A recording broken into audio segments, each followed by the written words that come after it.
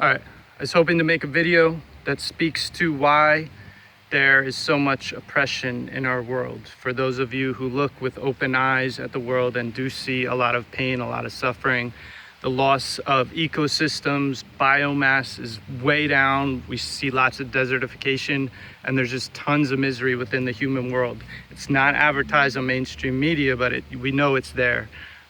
So for those of you who really want to figure out and be given a piece of the puzzle, I think I have a big piece of the puzzle of why there's so much negativity, and it's not human nature. That's not my answer. I think it is humans in nature and the way we are in our environment, but I don't think it's something innately in us that is always going to be there, because it's not always going to be there, because we're going to actually collective suicide, and then we won't be there to have that part of us.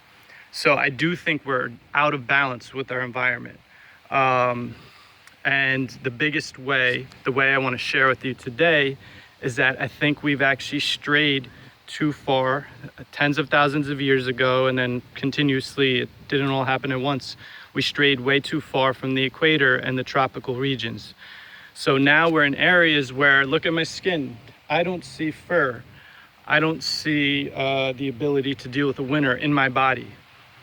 Yet I'm in an area that has winter. We have seasons, we have 4 seasons, and to survive those, we've had to turn our environment into a resource that's going to get us through.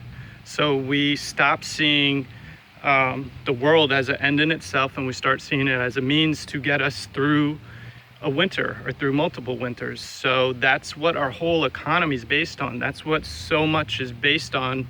At the beginning, is to get us through these winters, and we've gotten very good at getting ourselves through winters at the expense of huge swaths of the ecosystems. And now we're actually really seeing, it took a long time, it took millennia to see, and lots more of us all at once to see, that we're actually having a huge impact on our environment, that biomass is at very low levels to where we are in an extinction event, because we're just that desperate for resources, because we're just way too far from the tropics, in my opinion.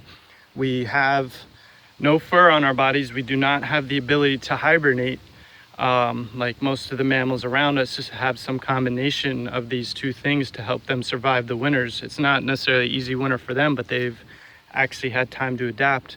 We've made our whole environment become a resource for us. We burn tons of trees, and then after that we find fossil fuels, and we always find other ways, and maybe we'll keep finding other resources, but I think there's lots of reasons we shouldn't be here anyways. There's more often than not, when people have seasonal affective disorder, it's the winters that fuck them up. We have low vitamin D uptake. We have all kinds of things that are telling us we're not supposed to live this far from the equator. We're equatorial animals. We're animals that have made mistakes in the past, and we're just at a point where our mistakes are going to come back to haunt us at some point. They're definitely haunting the rest of the planetary life, as well as us. You know, we've just grown used to our psychoses and disabilities and poisons, and are kind of living a less than full vital life, in my opinion. A lot of the people, I'm just looking around me, I see a lot of people that aren't happy with their lives. They're not happy with their bodies.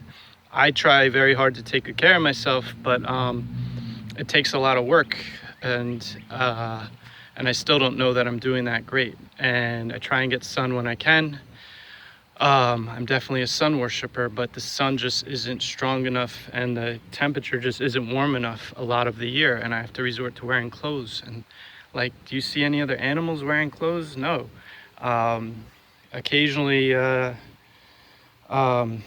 animals will be inventive, but for the like beavers, I'm thinking, but for the most part, none of them are anywhere close to as dependent on technology. We're incredibly weak, that we need so many other things to keep us alive. We're so dependent on food chains. All these things, I think, a lot of them are rooted in that we came from the equator, or the tropics, and that's where we're best suited.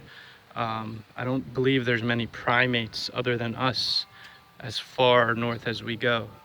Um, so yeah, I think we'd save a lot of resources by being closer there. Obviously, there's not enough land. I'm not suggesting we kill 6/7 of the population, but I think we should all start thinking about migrating back there, and maybe what ways we can do that creatively. We are very creative. So let's think about how we could also be good for the earth, not a problem for the earth. So anyways, I think that's just one piece, but I think it's an important piece that I wanted to share.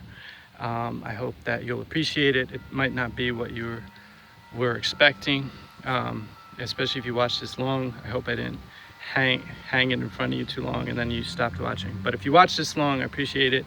All right, that's all.